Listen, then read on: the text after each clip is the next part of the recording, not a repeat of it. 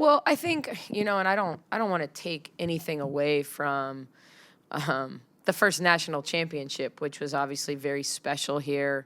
The players like Melissa Jones that were so good in the in between.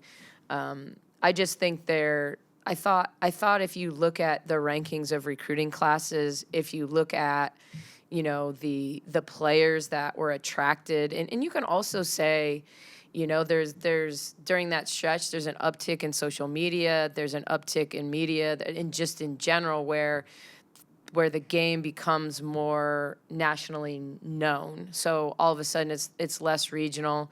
But if you still look at some of the best players in program history, they're Texas, they're Louisiana, they're still regional kids. But you started seeing Baylor sign California kids, Ohio kids. Like, it was top 10 class after top 10 class after top 10 class, and they were always in the mix for the top players. I mean, when we were at Arkansas and competing to get in NCAA tournaments, you knew, like, okay, Texas and Baylor were going to get the top Texas kids, and then we were going to be fighting with Texas Tech and OU and Oklahoma State, for a lot of that, like, next tier really good Texas kids. And so, I think what BG did here was established a bit of a dynasty, and I'm not saying that a dynasty is winning a national championship, every 5 years.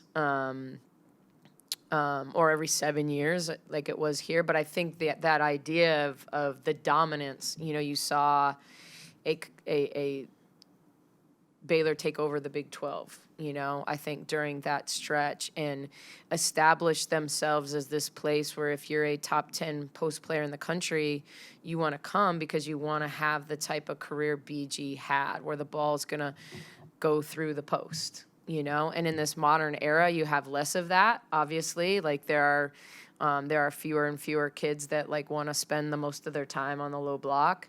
But I certainly think the Kalani Browns, the Lauren Coxes, Khadijah Cave, I mean, I just, like, you could go down, when you talk about Baylor, you talk about a lot of the post players that were so good here. So I don't know if that was a roundabout good answer to your question, but I just think everybody knew who BG was. Like, if you paid attention to basketball, you had this 6'9" player that was dunking in high school regularly, that was dunking on the AAU circuit regularly.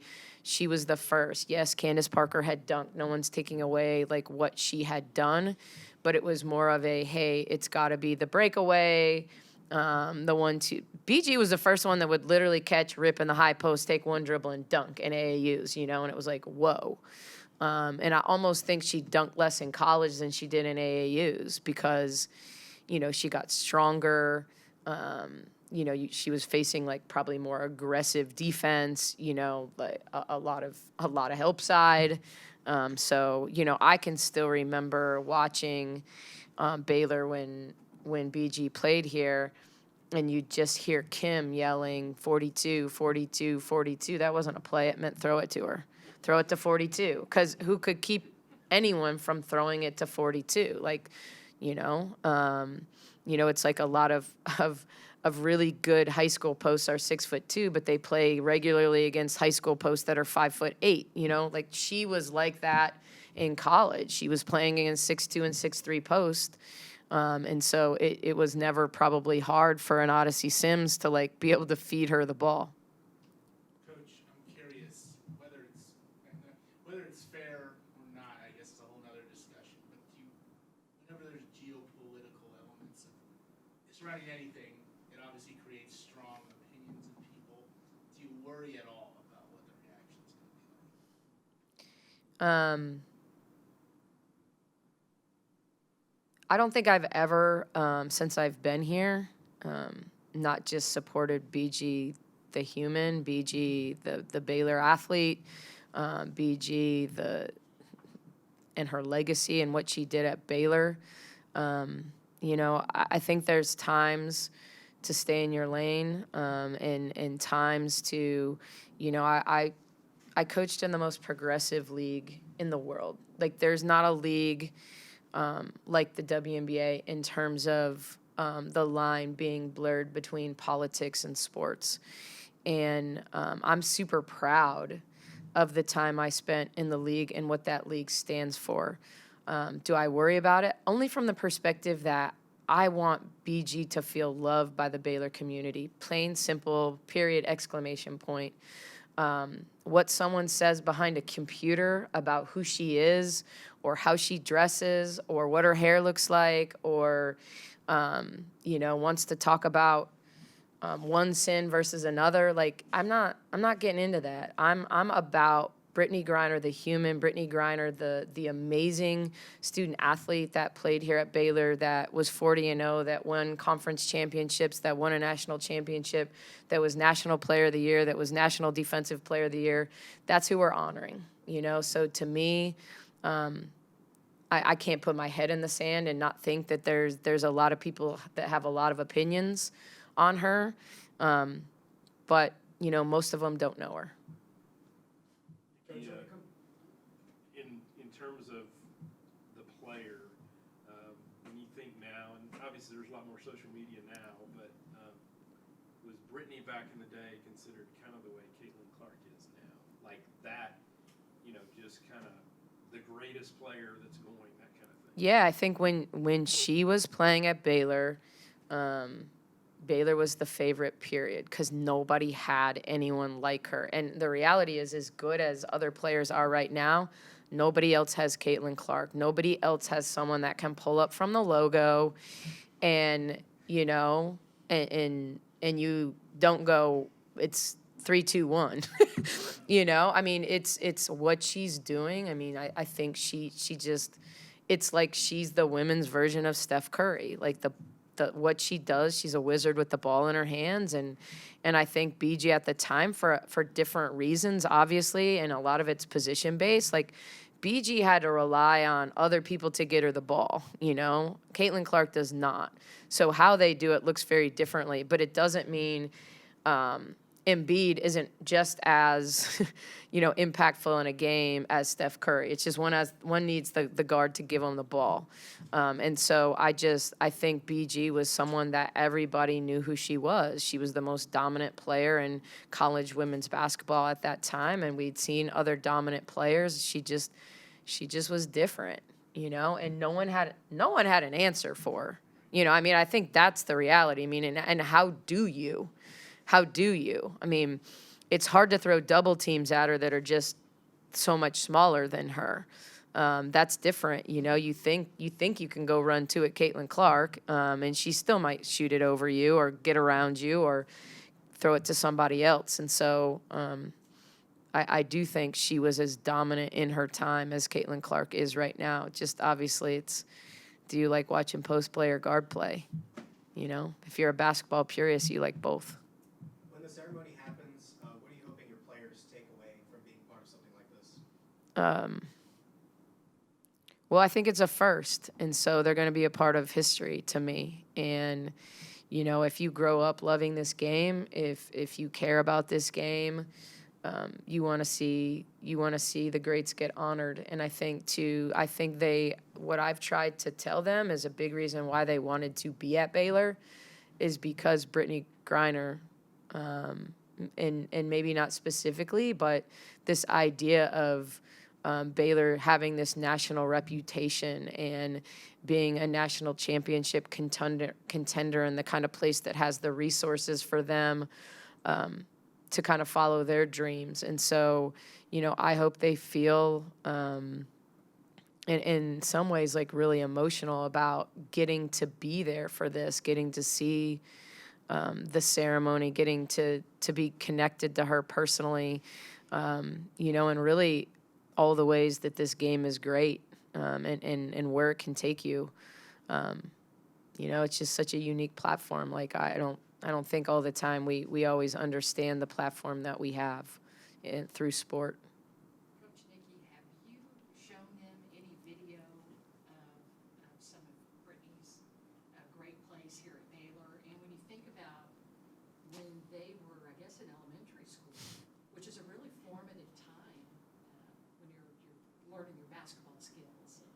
So I'm just curious if they've seen some of her dominance on the court. My guess is some of them have memories. I think obviously Sarah Andrews being so close to Odyssey, and being a Texas kid. I know Bella has talked about always liking Baylor because she loved BG. And I think so much of that was almost this like childlike exuberance that BG had. I mean, she was hard to dislike. She was kind of a gentle giant in a lot of ways. And have we shown? No, we've been pretty like locked into OU and West Virginia and this swing that we're on in terms of what video we watch. I'm sure they're seeing, some of the stuff Baylor Plus has posted on social. I can promise you they definitely get their social media time, so I'm sure they've seen some of it. I know if you aspire to be in the WNBA, you're certainly going to see her. I mean, it's. I think the really cool thing, if we're talking about skill sets, BG didn't score much at Baylor outside of like an inch. She didn't need to. But I think she's really developed her perimeter game. She's become a better passer because you have to be. I know we had to work on doubling when we played them because as good as Elizabeth Williams was, I probably had the smallest starting center in the W when I was in Atlanta. Hence why I traded for Kalani, because you were trying to figure out, like, what are we going to do? How are we going to beat Phoenix? I had a winning record against most of the teams in the W when I coached, but I did not against Phoenix because we just didn't have an answer for Brittany. And so hence that trying to trade for Kalani that last year because you need in that league to be able to play one-on-one as much as possible. And we just didn't with her. Oh, yeah, Tech. Yeah. You are playing a game Sunday. We are playing a game. And, you really can't lose sight of that in the midst of all that. And certainly, our entire athletic department, the support starting with Mac down, Juliana Smith has spearheaded this whole thing, making it a special weekend. And Michael and Mike on my staff have done an amazing job of dotting I's and crossing T's and whether we were dealing with the Wasserman people or the Mercury people or the Nike people or like just a lot of really cool elements are involved in the weekend, but it's not possible without so many people doing so many things behind the scenes, and to me, it still comes down to like, we want to represent Baylor the right way against Texas Tech to honor. Like, to me, that's how our players can honor BG, is how they bring energy and effort to the game on Sunday. And I don't think there's any doubt that Texas Tech isn't going to be motivated by the opportunity. And whether you're the underdog or you're like, it's like, why not spoil? That's what you want to do as an underdog. And I think Coach Gerlich, Krista does an amazing job of running really hard actions to guard. She puts people in motion. She knows who our shooters are. She screens for shooters. She gets you confused. They play really, really hard. They've had a ton of concussion protocol lately. Don't know who's going to be out and who isn't. But I think they've dealt with a lot of, in this season, of a lot of injuries around the league, around college women's basketball. People don't talk about theirs because maybe it's not an AZ FUD. But they certainly have had a lot of key players miss games, lost for the season. And so, I think they continue to clip along. Their sophomores, Maupin, Shavers, Freelon, really are kind of their mainstays. But, I think they can get hot. I think they play hard. I think they can press and bother you with their press. But my greatest fear is just kind of all the misdirection actions, the staggers, the handoffs, the pin downs. A lot of their stuff is slow developing. When you say quick hits, they're not quick.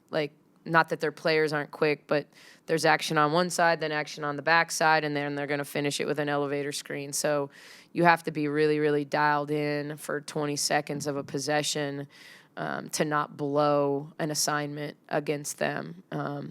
And I'm not sure how she gets them all to know all the spots and moves people around, because I think that's the unique thing about what they do.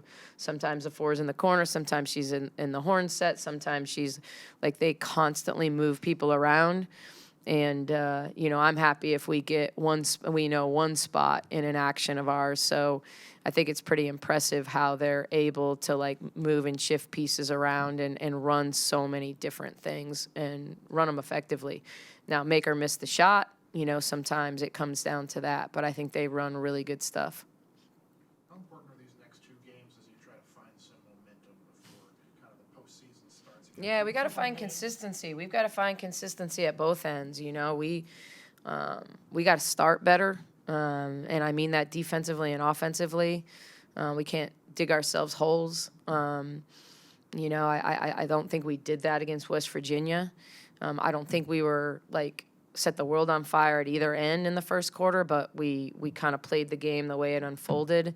I thought our bench came in and lifted us twice in the OU game, but we have too many good players to allow us to not be dialed in to an execution perspective. It shouldn't take subbing to get in a step up, if that's the game plan going in, and we didn't get in a single step up until I subbed. And on the first possession, we hit a 3. And then we, it just, there's a reason why we do what we do. And it's to help them. We give them pretty simple game plans to help them because there are things that we feel like we can exploit at both ends of the floor. And so we need, and I never think ahead to 2 games, but I think you go one day at a time. And it's like, if I look back at the last game, and certainly I've turned the page to Texas Tech, but cutting the game, breaking the game down against OU, I would say our energy and effort was probably the worst I've seen this season. Like I've said, we haven't executed certain things, but our effort was there. I thought our effort wasn't good. I thought we didn't sudden change well when we made mistakes. I don't think we moved to open spots well. I don't think we rebounded. We stood around a lot and watched OU rebound. Like you can't win games against good teams and not bring energy, effort, and then you have to have execution. If you're going to win at this level, at this time of year, you have to combine energy and effort with execution. And so that's going to be kind of the message today that, we give you execution guidelines, but ultimately energy and effort when you make mistakes can make up for a lot of things. And so, we've got to be consistent about that. I thought we were against West Virginia. I thought we weren't against OU. Thank you. Her awesomeness. I watched Brittany, especially growing up being super tall. Definitely admire her game, and coming to Baylor and seeing what all she's done is just amazing. And the fact that we get to present her and show everybody her and what she's done and how amazing she is, I'm just excited. So.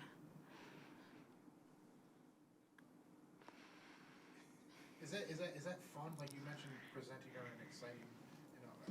How much part of coming to Baylor was, her kind of aura that she left here? A lot. Like, she's made history like that. And it's not just like, oh, yeah, no, like Baylor's huge. So her being a part of that and making history, and then us as players coming here and, like, we still feel all the feels, like, from history long ago. Like, it's every day. You see the sign, the banners. You always hear about them. Is people that like they don't just go away just because like we're here. We always hear about the legend. So it's amazing just to be in this everything at Baylor. Like it's crazy. Is it hard as a player to go through that ceremony and fanfare and everything that goes into it, and then lock in 20 minutes later and play a basketball? I don't know if I'd say it's hard. If we have to lock in, we gotta lock in. But I know it's definitely gonna be some awesomeness in the building and getting to see that. And like I said before, we get to present her to everyone, and they get to see everything. But I don't think it'll be hard. Lock in after play. Yeah, you've had a lot of good minutes off the bench lately. Really been just a spark plug for this team. question at this point in the season and kind of when you are called into the game, like what are you looking to do when you step on the court? Just to bring a lot of energy. Like when we're like moving slow or like we don't have a lot of energy, I try to like help my teammates like running fast, just running the floor, passing, like doing everything I can just to help. Yeah, yeah. We haven't talked to you since, I don't think, so. Are you good post BYU? Everything go good? Yes, I'm You okay. said you went to the dentist and Yes. is that the first time you ever lost a tooth in the Yes, yes. It was very scary, but it's back and I'm good. Yes. A lot of your game is driving downhill, and whether that's you score on your own, you dish out to your teammates. Has that always kind of been, your style of play, or is that just something you've developed recently? I feel like it's always been my style of play, but it's showing more because I have a lot of teammates around me that can like do the stuff that I'm doing. Yeah. Set up those opportunities for you. Yeah. Bugs, can you talk about just that bench, what they provided the other night, and I guess in other games too, but particularly in that game, the lift you guys got from Yaya, Bella, Jana, what was that like? It was amazing. Like, I don't know how much more props we can give them. Like they really came out there and came to work, and they did lift us up, and like all credit to them. Like they came in and did work. They cut the lead, and when they got in, they played hard, and they definitely gave us that we needed. So a big shout out to them. Very proud of them. Yeah, when you're, as a team, you're in kind of this back and forth stretch. Do you feel more like you need to bring more energy, like you need to bring more of that to the court every time you step on it? Yeah, I feel like I can always bring like more energy than that I'm providing, like every game. So I tend to try to bring a lot of energy. Losing, winning, just bring it every time. Bugs, with this 5 regular season games left, how motivated are y'all to maybe kind of get on a roll that could really lift y'all going into postseason play? I think we got to keep our heads up. I know we've had some losses, but I think that we are all on the same page as far as winning. We want to go and win these last 5 games. They'll mean a lot to us, especially with us being up and down. But we just have to lock in. We have to be us, and that's really it. But we can do it. But yeah. Great. Thank you.